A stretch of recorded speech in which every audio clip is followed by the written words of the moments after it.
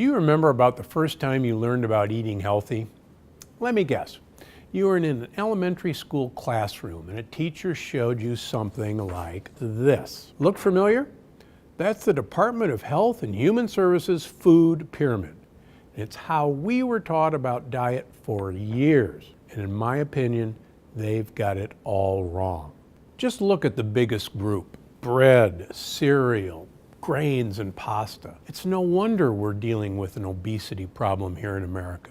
In my opinion, it's time to turn that pyramid on its head, or at least shuffle it around a little bit. What am I thinking? Clearly, it's a little different. And in my opinion, it's way better. I mean, we're keeping fats, good fats like olive oils and avocados, as the most important things you should be eating, as well as leafy greens and cruciferous veggies like broccoli and cauliflower. Now here's the next amazing thing that I think is so important. It is the second pillar of my pyramid. Don't eat anything. It's called intermittent fasting, and I guarantee you this is what our ancestors did every day of their lives. Do you really think our ancestors came out of their cave every morning and said, "What's for breakfast?" There was no breakfast until we found breakfast. Skip a meal, one of the keys to this pyramid. Now, the middle part of the pyramid contains nuts, not legumes, not peanuts and cashews, flour alternatives that are approved, like coconut flour, like almond flour, and two grains that don't have lectins, sorghum and millet. Resistant starches such as green bananas or plantains. These two groups feed friendly bacteria. And I can't emphasize how important it is to feed friendly bacteria the foods they like. Next up, the animals of choice are wild-caught seafood and pastured poultry and omega-3 eggs. Make no mistake, free-range chickens are not pastured chickens. They're fed corn and soybeans. Even if it says organic, it's organic corn and soybeans, and they're never let outside. Lastly, on this level of my food pyramid is in-season fruits. Fruits, as you'll find in the plant paradox, are like candy and should be treated as candy.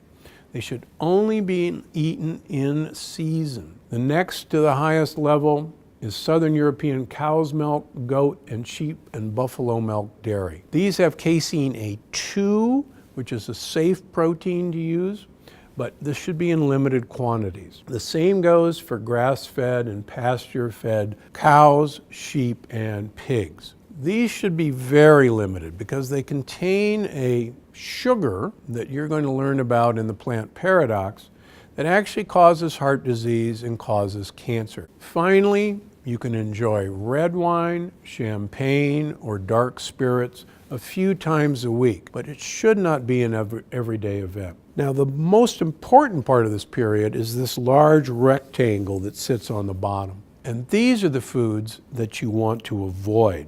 These are the major causes of your obesity and your brain fog, your acne, and your weight gain. The important things to realize is that great fats and great leafy vegetables should be the cornerstone of all of our diets. Enjoy all the rest of these things in moderation, but absolutely stay away from the forbidden foods. So that's a lot to take in, but sign up for my newsletter at Gundry MD, and I'll send you a PDF of this for your own personal use. That way you can have Dr. Gundry's food pyramid with you at all times. Take it shopping with you. The more you follow the new food pyramid, the more your health will change for the better. And that's what I'm after for every one of us, to have lifelong health, to have an amazing health span. And I've done this for you because I'm Dr. Stephen Gundry, and I'm always looking out for you.